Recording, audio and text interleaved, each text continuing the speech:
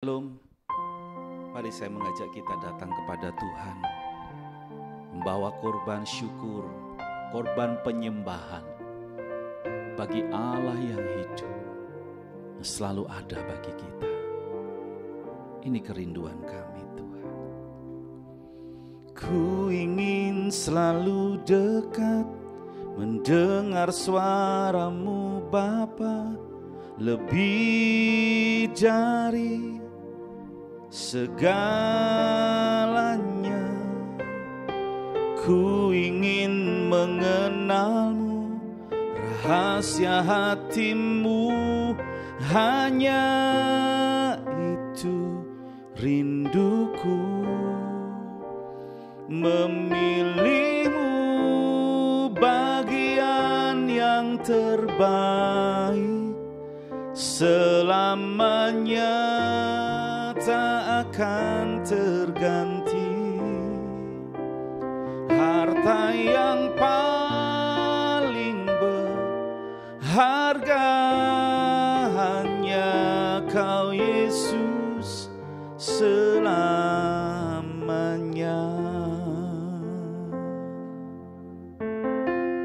Terima kasih. Ku ingin selalu dekat, mendengar suara-Mu Bapa, lebih dari segalanya. Ku ingin mengenal-Mu, rahasia hati-Mu, hanya Engkau rinduku. Memilih-Mu bagian yang terbaik, selamanya tak akan terganti. Harta yang paling berharga hanya Kau Yesus selamanya. Memilih-Mu bagian yang terbaik, selamanya tak akan terganti. Harta yang paling berharga hanya Kau Yesus selamanya. Memilih-Mu bagian yang terbaik, selamanya tak akan terganti. Harta yang paling berharga hanya Kau Yesus selamanya. Harta yang paling berharga hanya Kau Yesus selamanya.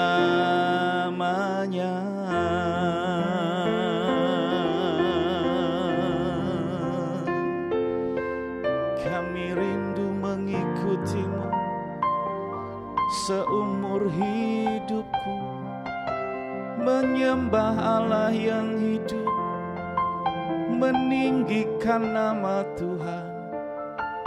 Itu kerinduan kami umat Tuhan. Kami rindu selalu bersama dengan-Mu. Kami rindu bersekutu di hadirat-Mu, menikmati kemurahan dan kebaikan Tuhan yang selalu ada. Haleluya. Namaralama takaralalalama layaralamaralamo, shemaralamaralamaralamo, Terima kasih Tuhan.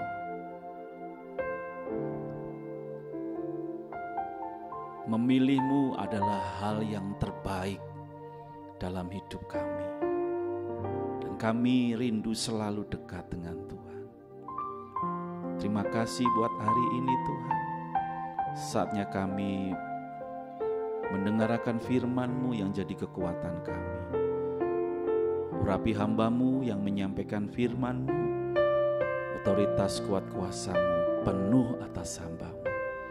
Terima kasih. Kami sambut firman-Mu dalam nama Tuhan Yesus.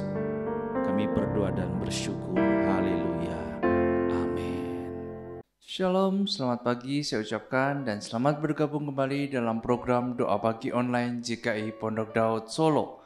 Dan pada pagi hari ini saya rindu untuk bisa membawakan sebuah sharing firman Tuhan, di mana ayat firman Tuhan akan diambil dari kitab Lukas 9 ayat 57 sampai dengan yang ke-62.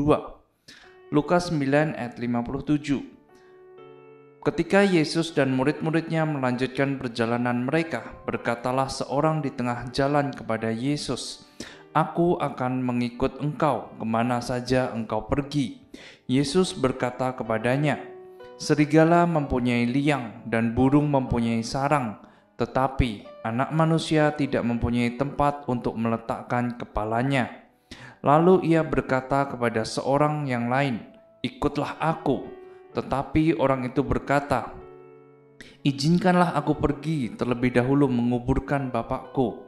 Tetapi Yesus berkata kepadanya, "Biarlah orang mati menguburkan orang mati, tetapi engkau pergilah dan beritakanlah kerajaan Allah di mana-mana." Dan seorang lain berkata, "Aku akan mengikut engkau, Tuhan. Tetapi izinkanlah aku berpamitan terlebih dahulu dengan keluargaku." Tetapi Yesus sekali lagi berkata, "Setiap orang yang siap untuk membajak, tetapi menoleh ke belakang tidak layak untuk kerajaan Allah." Amin. Nah, Bapak, Ibu, dan juga saudara sekalian, dari ayat firman Tuhan di atas kita dapat mengetahui apabila terdapat 3 murid dengan 3 cerita yang berbeda, di mana murid yang pertama memiliki sebuah keinginan untuk menawarkan dirinya untuk dia boleh mengikut Tuhan Yesus. Sedangkan murid yang kedua dan juga yang ketiga memberikan diri mereka untuk juga sama-sama mengikut Tuhan. Untuk itu ada 2 pesan yang Tuhan rindu untuk disampaikan kepada kita semua dan juga menjadi pengingat kepada kita semua di pagi hari ini. Yaitu yang pertama adalah jangan salah memiliki motivasi di dalam mengikut Tuhan. Murid yang pertama tadi ketika dia menawarkan dirinya untuk mengikut Tuhan, dia mengatakan, "Aku mau ikut, aku bersedia kemanapun engkau pergi, aku mau ikut engkau." Sama seperti dengan kita halnya Bapak, Ibu, dan juga saudara sekalian. Seringkali dalam doa kita ataupun pergumulan kita, seringkali kita mengatakan, "Aku akan mengikut Tuhan Yesus sampai dengan akhir hidupku." Tetapi di ayat firman Tuhan tadi, Tuhan Yesus menjawab dengan sebuah perumpamaan, yaitu dikatakan apabila serigala mempunyai liang dan burung mempunyai sarang, tetapi anak manusia tidak mempunyai tempat untuk meletakkan kepalanya. Nah, dari perumpamaan tadi kita belajar apabila serigala dan juga burung yang merupakan makhluk hidup, mereka memiliki sebuah tempat untuk mereka berteduh, untuk mereka juga kembali ke rumah mereka. Tetapi Tuhan Yesus yang mana kita tahu saat kita flashback ke belakang 2000 tahun yang lalu, saat Tuhan Yesus dilahirkan di sebuah kota bernama Bethlehem, Tuhan Yesus tidak dilahirkan di sebuah rumah sakit yang megah, di rumah sakit yang mewah dengan dokter yang terbaik. Tetapi Tuhan Yesus dilahirkan di sebuah kandang domba, yang mana itu juga bukan miliknya, bukan juga milik keluarga dari Tuhan Yesus, tetapi itu milik seorang penggembala yang begitu baik hati untuk meminjamkan agar Tuhan Yesus dapat dilahirkan di tempat itu. Nah, untuk itu dari perumpamaan tadi Tuhan Yesus mengatakan apabila saat mengikut Tuhan Yesus itu bukanlah suatu hal yang mudah, dan juga tidak ada hal-hal istimewa, hal-hal yang begitu luar biasa yang bisa untuk kita terima ataupun kita dapatkan dari Tuhan Yesus, karena segala sesuatunya tampak sederhana dan juga segala sesuatunya tampak biasa-biasa saja. Melainkan seorang hamba Tuhan pernah berkata demikian, "To receive Jesus costs you nothing, but to follow Jesus and to serve Jesus costs you everything." Dikatakan apabila saat kita menerima Tuhan Yesus itu adalah gratis, karena itu merupakan anugerah yang dapat kita terima karena kematian dari Tuhan Yesus, yang mana Dia sudah rela untuk mati dan juga berkorban di atas kayu salib untuk menebus setiap dosa dan juga kesalahan kita. Sehingga sebagai orang yang percaya, sebagai orang yang sudah memanggil dan juga mengakui bahwa Tuhan adalah juru selamat kita, keselamatan itu adalah sebuah anugerah untuk kita. Tetapi saat kita ingin untuk mengikut Tuhan, terlebih lagi untuk kita boleh terlibat dalam pelayanan, saat kita melayani Raja di atas segala raja, maka ada harga yang sangat mahal yang harus kita bayar. Untuk itu, poin yang pertama adalah jangan sampai kita memiliki motivasi yang salah saat mengikut Tuhan Yesus. Seringkali kita ingin saat kita mengikut Tuhan Yesus, hidup kita menjadi lebih baik, hidup kita menjadi lebih mudah, kita juga berhasil dalam pekerjaan kita, mungkin kita menjadi orang-orang yang terkenal, atau bahkan kita menjadi orang-orang dengan tingkat pendidikan maupun juga dengan tingkat status sosial kita yang baik di masyarakat. Tentu semua itu tidak salah, tetapi itu juga bukan yang menjadi prioritas utama kita saat kita mengikut Tuhan Yesus. Lalu apa sebenarnya motivasi yang benar dan baik saat kita mengikut Tuhan Yesus? Matius 16 ayat 24 mengingatkan kita tentang hal itu. Lalu Yesus berkata kepada murid-muridnya, "Setiap orang yang mau mengikut aku, ia harus menyangkal dirinya dan juga ia harus memikul salibnya dan mengikut aku." Menyangkal diri di sini bisa diartikan dalam bahasa Yunaninya adalah antilego, yang mana memiliki arti yaitu kontradiksi.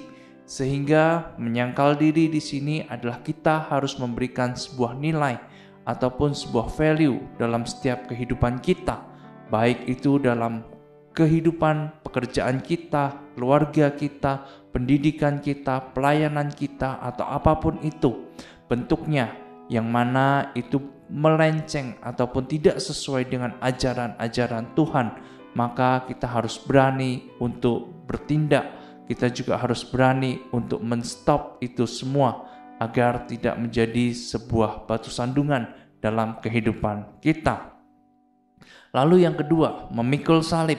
Memikul salib itu bisa diartikan apabila ketika kita sudah memiliki sebuah iman, kepercayaan, di mana kita percaya bahwa Tuhan adalah Raja di atas segala raja dan juga Dia adalah seorang juru selamat dunia. Maka saat hidup kita, saat kehidupan kekristenan kita ataupun kehidupan rohani kita mungkin diganggu dengan sebuah penyesatan, peperangan, persekusi, pemurtatan, dan juga hal-hal lainnya yang mengganggu kehidupan rohani kita, masih bisakah kita untuk mempertahankan iman dan juga kepercayaan kita terhadap Tuhan? Tidak berhenti sampai di situ saja. Memikul salib itu berarti kita juga rela dan juga rindu untuk memberikan sedikit dari waktu kita, tenaga kita, berkat-berkat kita, ataupun pengalaman hidup kita berikan hanya untuk hormat dan juga kemuliaan nama Tuhan. Jadi poin pertama yang bisa kita pelajari adalah jangan sampai kita memiliki motivasi yang salah di hadapan Tuhan. Yang kedua, jangan mencari-cari alasan lagi. Murid yang kedua dan juga murid yang ketiga tadi dikatakan apabila mereka rindu untuk mengikut Tuhan, tetapi ada alasan di belakangnya. Yang satu, dia izin untuk menguburkan terlebih dahulu ayahnya.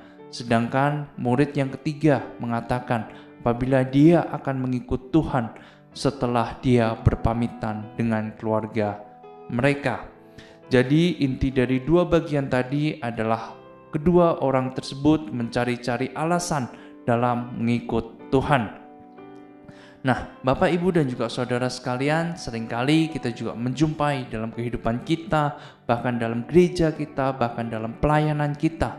Seringkali kita diajak terlibat dalam sebuah pelayanan, tetapi kita merasa ada begitu banyak alasan di mana kita seringkali merasa kita belum siap, kita belum punya waktu, kita juga belum punya pengalaman dan lain sebagainya, sehingga kita tidak memutuskan untuk tidak ambil bagian dalam pelayanan.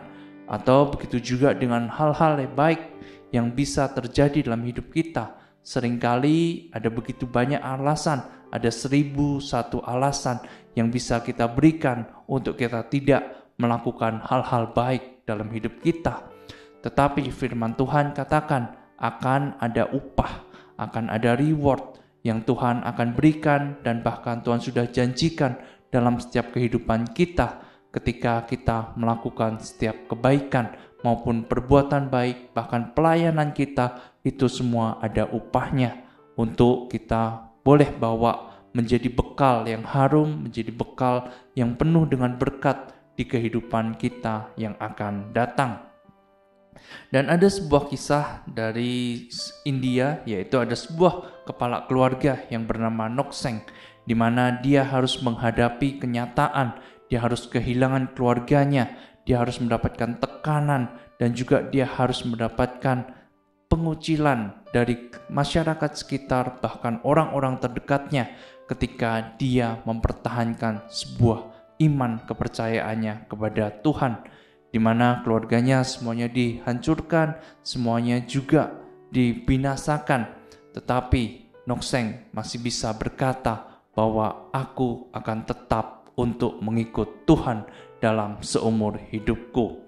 Untuk itu Bapak, Ibu, dan juga saudara sekalian, mungkin kita tidak perlu mati ataupun kita tidak perlu berkorban seperti yang dilakukan oleh Nokseng dan juga keluarganya.